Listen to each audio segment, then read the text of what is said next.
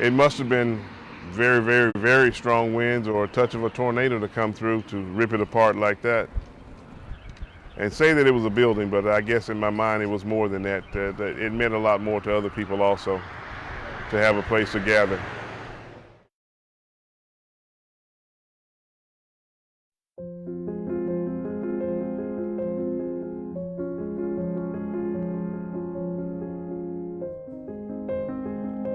You can see its former glory and tell that this is a magnificent building. When you walk into it, there's a feeling. There is a feeling. So you walk in their doors and it would come and fan out in front of you. There's a stadium type of feel to it that was exciting for a young person. As a child, I saw myself as being swallowed up by the magnitude of the building. And then you had this real big podium, this big pulpit. It had that amphitheater type of feel, so the sound would spread out. I sung in the choir. They had a young people's choir. They had an adults choir, you know. And they had an organ put in their church that's supposed to be phenomenal.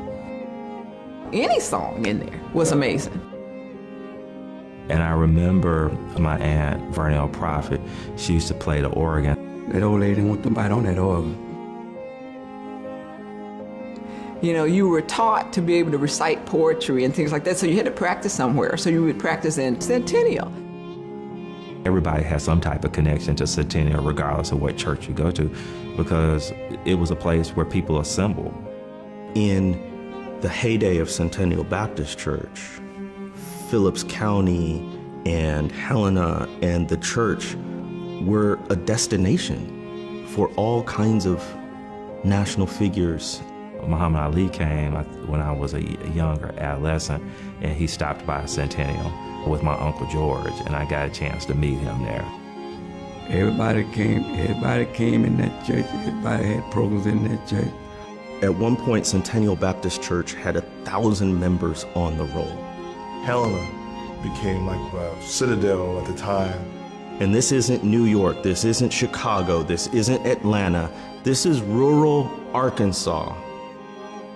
Everyone should care about the story of Centennial Baptist Church. It's a story that helps us understand who and where we are. Centennial, to me, is the mother of all Baptist churches. I'm fascinated by that story. But we have so much history here, and our story is not told. I think we have to understand how to be better stewards of our history. I'm fascinated by that story because right now, today, the National Baptist NBC USA Inc. is the largest Black Protestant denomination in the country. That denomination traces its roots right here to Phillips County, right to Centennial Baptist Church. This is all of it. As a historian, I've learned that the most important stories often come from the places that people consider the least important. This church possesses national significance for association with its pastor, Dr. Elias Camp Morris, who led the National Baptist Convention from 1895 to 1922. Elias Camp Morris was an institution builder. He was a leader. E.C. Morris was an organizer. He represented the hopes and aspirations of Black people right after emancipation. He was born to slavery. His father was the half-brother of their master. He becomes a Christian, and at the age of 19 years old, he's licensed as a minister. They bounced around a bit during Reconstruction, but then found their way to Helena. And Helena was an interesting place at the time. And so this was a southern town, and yet it was Union held in Confederate territory. The presence of Union troops meant relative safety for former slaves. And so that's kind of why Helena took on the kind of significance that it had. The decades following the Civil War, Black people did a lot of things with their freedom. They started schools, they ran for elected office, they start their own denominations. He looked at the churches at that time. They needed organization and they needed structure. They had leaders that maybe did not have any type of seminary training or biblical training. They may have been called by God, but they didn't have the biblical training that they really needed to effectively lead churches. And that's what the National Black Baptist Convention did. The fact that he was able to pull together people who didn't always agree about what was best for the African American community, Morris had their respect. I mean, that was paramount because that was how African Americans really learned and studied and were trained on the Word of God in a systematic theology format. And that's important because the National Baptist Convention was at the time and still is the largest black organization of any kind, religious or otherwise, in the U.S. When you think of some of the most important religious figures in U.S. history, you might think of Billy Graham, Martin Luther King Jr., Elias Camp Morris. He's probably not on most people's list, but he needs to be. When one was president of an organization like the National Baptist Convention, there was no denominational headquarters. So wherever the president resided, that was the de facto headquarters. So not only was Morris a pastor of Centennial Baptist Church and the president of this organization, but Helena became like the centerpiece of, the Black Baptist world.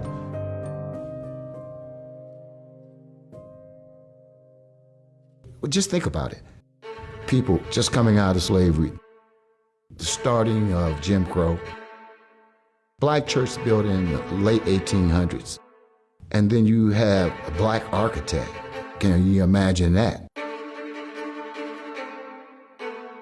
Henry James Price was born in Meridian, Mississippi. Then he came to Arkansas. That's where my grandmother, there with him. It was built by someone who was a former slave that was self-taught and from Helena.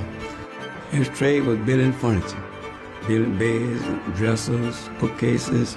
He was the one that Dr. Morris had went to and asked him, could this church be built like this?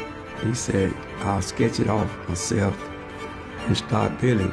He was said to have been trained as a professional woodworker, so it wouldn't surprise me to see such beautiful detail in the woodworking there. Everything in that ceiling, everything, the rafters, everything that was put together was dealt with pegs, wooden pegs. They had the big chandelier with 100 lights on it.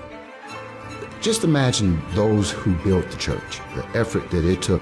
Architects are kind of the unsung heroes of these types of developments.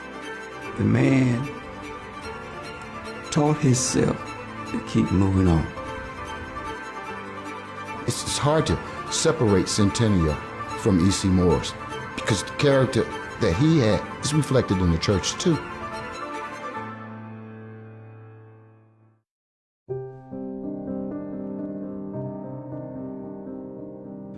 So when I think about the demise of Centennial, really things started crumbling because we started seeing the population begin to decline. Folks left away from him because there were no jobs here for to come out of college to do. Everybody don't want to be no policeman. But compounded on that, you also had the Elaine Massacre. The year 1919, and particularly that summer, is referred to as the Red Summer. The black communities are under attack. So the Elaine Massacre story is about black labor and black autonomy.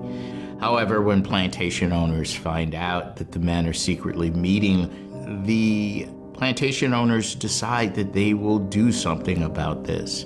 This violence that occurs leads to the arrest of the members of that union. But the violence doesn't stop merely with their arrest.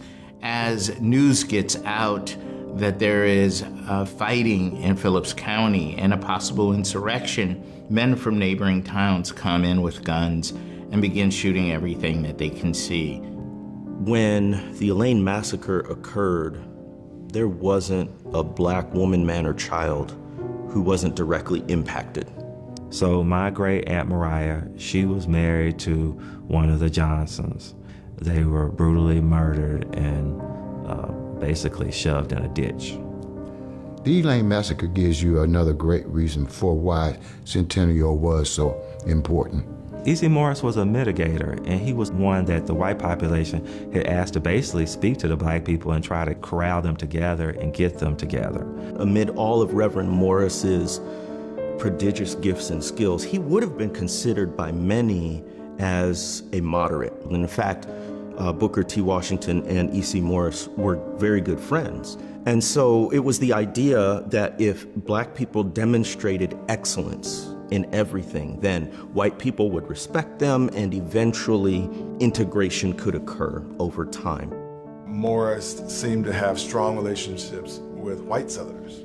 From the outside looking in, it looks as if those folks are just giving in to the racism and segregation of the day, but it's also an opportunity to make alliances with the devil that you know. But the complication began to happen when as E.C. Morris began to work and he began to tell the African Americans, hey, settle down and follow the rules. And he began to see as they continued to follow the rules, it wasn't changing things. I think that even E.C. Morris in some ways may have become disillusioned. And so here's Elias Camp Morris, who for all this time has been thinking he's been cultivating these relationships with white people so that in times of crisis like this, he would have allies, only to come to find that white people close ranks with each other in support of white supremacy and the Jim Crow order. In several of his writings, he talks about it and how basically racism itself was so illogical and they were never going to come to logic because of their racism. And so you can imagine for a pastor, the heavy weight of trying to minister to this very large congregation who justifiably and understandably is absolutely outraged.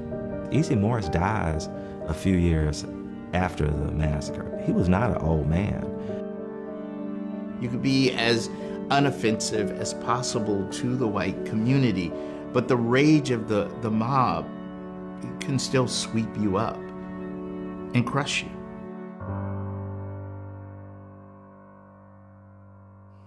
Oh, now this is cool. Okay, sermon by E.C. Morris.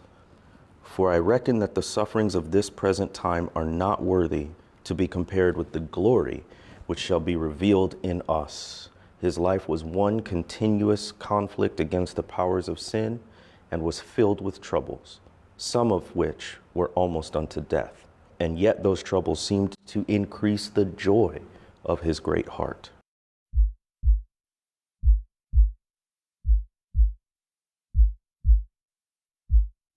The visual of Phillips County, when you've never been here before, is kind of overwhelming. A lot of the homes have been abandoned and are crumbling. Interestingly, I think that residential reality is actually reflected in the churches as well. And yet, this incredible history resides just in this one county, let alone the Delta. There was so much pride in maintaining it from a group of people who probably did not have nearly the amount of resources, advantages that we probably have now. You cannot build nothing on fish, dinners, and chicken. I say, y'all can't put up no church with no hamburgers and hot dogs. That day is gone. But the committee that they had, at that time, they're not living now. They done passed on. A lot of them passed on, I do feel like I'm of the generation, and I take accountability for it, that let the ball drop, right? We got distracted. And when I see it, that's what hurts. It hurts that we couldn't be visionary enough to be able to say, we need to catch this before it gets to this point. If we can't build it now, what does it say about us as society? The first thing we'd like to see is that it become a national park. We believe that's the responsibility of our country because of the history of E.C. Morris and the contributions that he made to the Baptist Convention and to the community and culture as a whole. We have sites, places where great things happen, and we don't want to forget them. And society shouldn't forget them, from where a person comes from. This is where Centennial Church was. This is where Centennial Church was built. That was one of the things that you were always told, don't forget where you came from. History is so important. It's a tricky thing, right? It's something that is happening, but you don't realize how important it is until after it's happened. The other thing is, we think that the community itself, we have a responsibility. It's a site of all kinds of important religious history in the country. That's some of the history and significance we need to recover. This is a monument that's where you come in and learn. It's a story about race relations. It's a story about Black self-help and empowerment and uplift. So running the race, doing your job, and passing the baton on to future generations is what I think Centennial Baptist Church represents as a monument. I think the reason that we really should rebuild it is to give homage. Especially starting off with the National Black Baptist Convention. I think they have a responsibility. And then when you look at the other Baptist faiths that emerged from it, I think they collectively also have some responsibility. It's part of their history. Centennial was a home. If you can work together, then that'll show the next generation to work together. It was seen as sort of a beacon of Black excellence. When we went through history where it didn't seem too fair, we had to have somebody to hold you to the course, something to hold you to the course. That's what Centennial stands for. The excellence and the capability of the African American community never surprises me because I know it's there and I've seen it happen. I see no reason why Christians in particular wouldn't immediately create a fund to financially support the complete restoration of Centennial Baptist Church, both as a place of worship and as a museum.